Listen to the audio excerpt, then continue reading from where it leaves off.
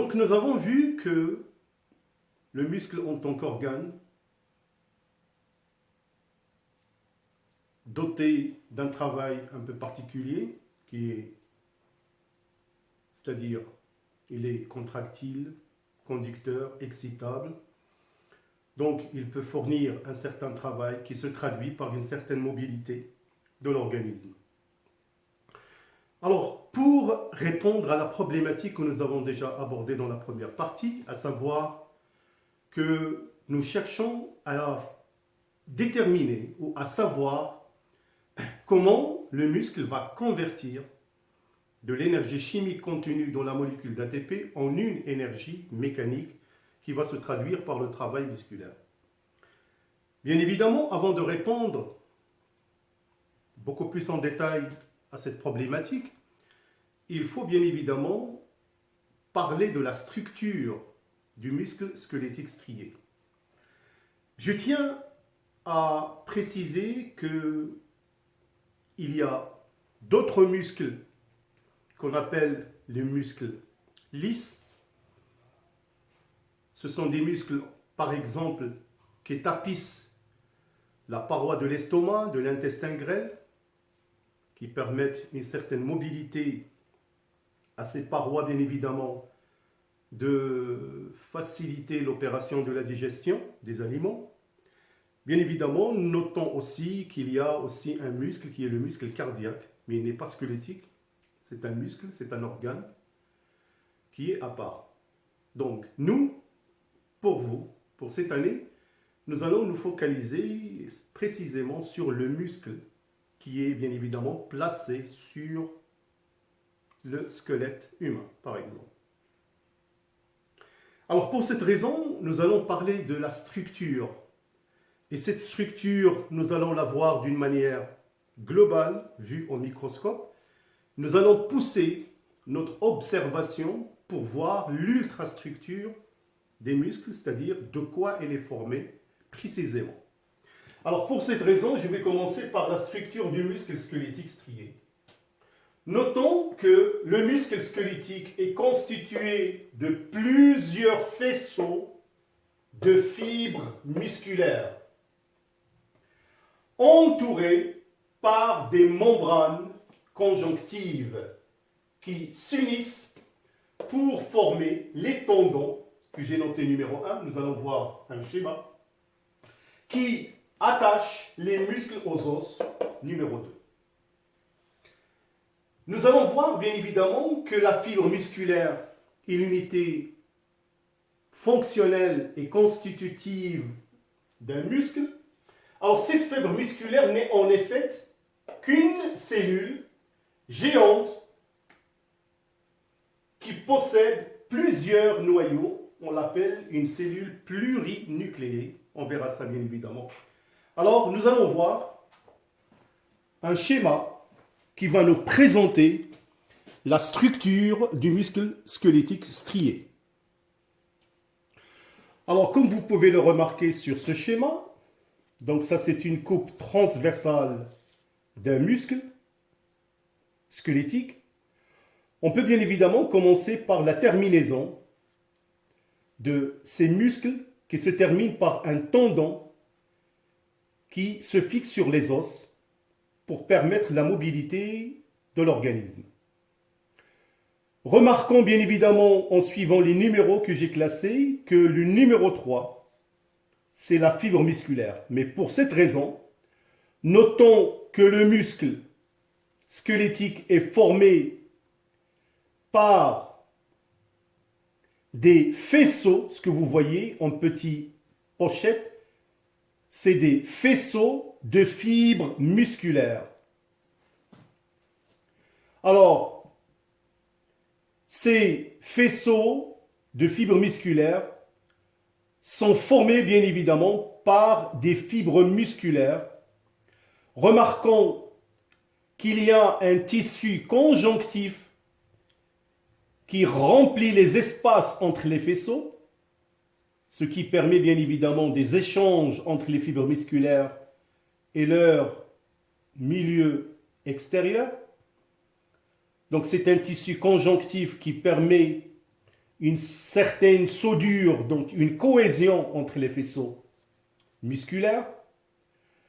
J'aimerais bien aussi que vous notez la présence de vaisseaux sanguins et des nerfs, ce qui permet bien évidemment que le muscle il est nourri par les vaisseaux sanguins et il est innervé par les nerfs qui lui permettent bien évidemment la transmission de la motricité qui est issue suite à une excitation.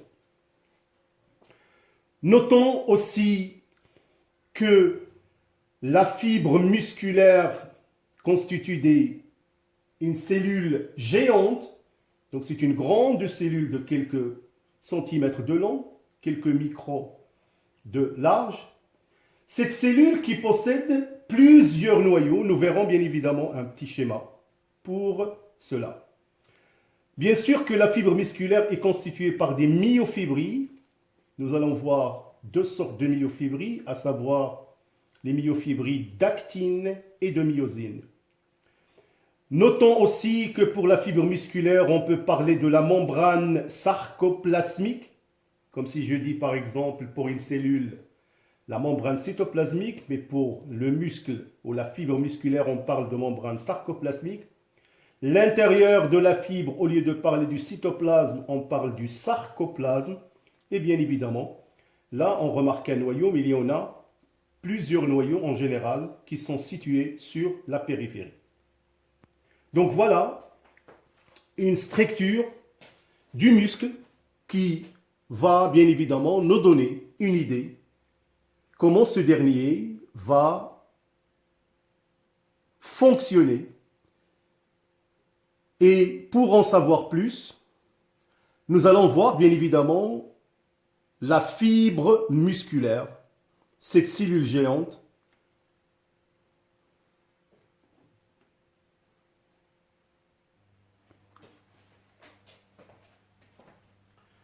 Alors nous avons vu la structure comme une petite vue d'ensemble d'un muscle squelettique par rapport à sa situation sur un os. Maintenant, j'aimerais bien évidemment parler encore de la fibre musculaire parce que c'est l'unité structurale et fonctionnelle du muscle. Alors pour la fibre musculaire, c'est une cellule géante qui mesure 1 à 5 cm de long, 10 à 100 micromètres de diamètre, sachant que 1 micromètre 10 puissance moins 6 mètres. Elle a plusieurs noyaux périphériques et de nombreuses mitochondries. Remarquons bien évidemment la présence des mitochondries que nous avons déjà vu dans le chapitre numéro 1, qui est l'organite en quelque sorte énergétique de la cellule, donc ce qui fait que la fibre musculaire est le siège de réaction de métabolisme pour former de l'ATP par l'intermédiaire des mitochondries. Notons aussi que les fibres musculaires sont des cellules très allongées et présentent une striation transversale très caractéristique qui est à l'origine du nom muscle strié. Donc nous allons voir par un petit schéma que ces fibres musculaires présentent une striation transversale, d'où elles donnent le nom de muscle squelettique strié.